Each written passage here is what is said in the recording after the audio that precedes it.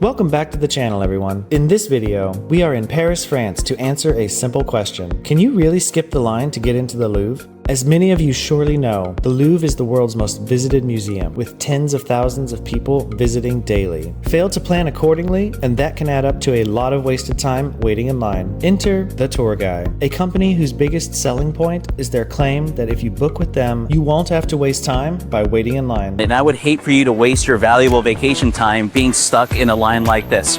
Remember, there are two sorts of travelers, those who stand in line and those who don't. So in this video, we booked a semi-private tour of the Louvre with the tour guide to see if you really can skip the line, as they say. We will also tell you what the tour costs and give you a brief look at what it entails. That way you can get a better idea of whether it might be worth it for you. So come on, as the doctor always says, allons-y!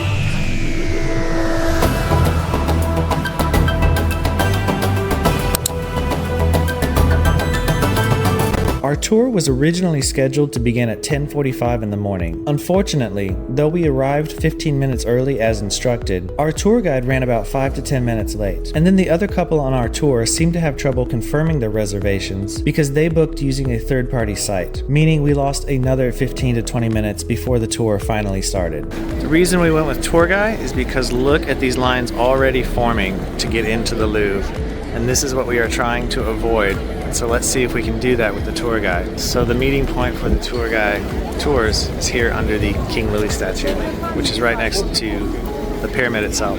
So we did have the lady here who was holding the red tour guide flag, and she was not our tour, she is an earlier tour, but she was very helpful in finding us this gentleman here who was not holding a red tour guide flag. He was holding an iPad sort of thing. And it had my name on it and another couple's name on it, but he was not holding the red tour guide flag like I thought he was supposed to. So maybe be aware of that and ask around about who you might be having to go with. Once ready to go, we were given little receivers to wear so that we could easily hear our guide amidst the crowds inside the Louvre. We went straight through security, through the group entrance off to the side of the pyramid, so we did not have to wait in the main line.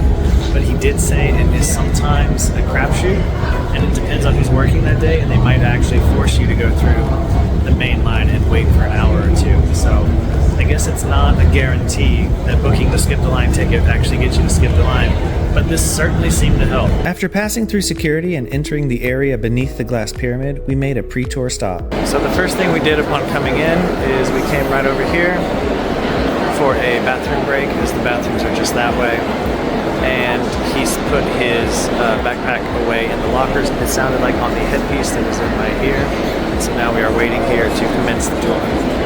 I'll admit we were initially worried about the quality of the tour when our first official stop was to watch a small video screen. However, the tour guide did begin to share information himself after this. Following the short video, we made our way into the medieval section of the museum to walk through an area that used to be a moat and to examine the early foundations of the Louvre from when it was once a fortified castle. Also, this bit of wall right here used to hold the drawbridge when it came down. Our next stop was for a brief look at the Sphinx of Tanis, which is a massive granite statue originally discovered in the ruins of the Temple of Amun-Ra. We next visit a marble statue of Athena donning a Corinthian helmet, which is thought to have been created sometime around 410 BC. The statue that resides in the Louvre is actually a copy of the bronze original. We then continued through the Hall of Antiquities until we came to the famous Venus de Milo. Unfortunately, similar to the Sphinx, and as will happen again at the Mona Lisa, our guide was not able to procure us an upfront viewing of the art, nor did he try, choosing instead to let us push through the thronging crowds for a closer look if we so desired. Our next stop was probably my favorite of the entire tour, as the Winged Victory of Samothrace, as this work is known, is not only one of the most famous statues at the Louvre, but also one of my favorite works of art of all time. Discovered on the Greek island of Samothrace in 1863, hence the name, the plinth and prow of the ship that served as the statue's base were found in 1879, but the head and arms were never found. Also, the statue's arms were only partially retrieved, but were later filled in with plaster to restore the statue to its original intended appearance. appearance. The statue appears to represent the goddess of victory, as she is about to alight on the ship whose sailors have just won a battle at sea. It is estimated that the statue was originally created in approximately 190 BC, and was erected in order to thank the gods for a victorious battle. As a quick reminder, if you're enjoying this video or finding it useful in planning your own travel, go ahead and hit that like button. Of course, we won't tell you every stop of the tour, so that you can experience it for yourself if you choose to go. With that said, our next stop was a descent into the Mona Lisa madness, perhaps the most famous painting in the entire world. The Mona Lisa is of course a must for those visiting the Louvre for the first time, though we were disappointed when our guide essentially released us to attempt to get closer if we wanted, but otherwise did nothing to provide a more VIP experience as implied in both the advertising and the information I received from the company in response to my inquiries prior to booking the tour. Not to burst anyone's bubble, but apparently this is not really a line, this is just a mass of people that force their way towards the front, so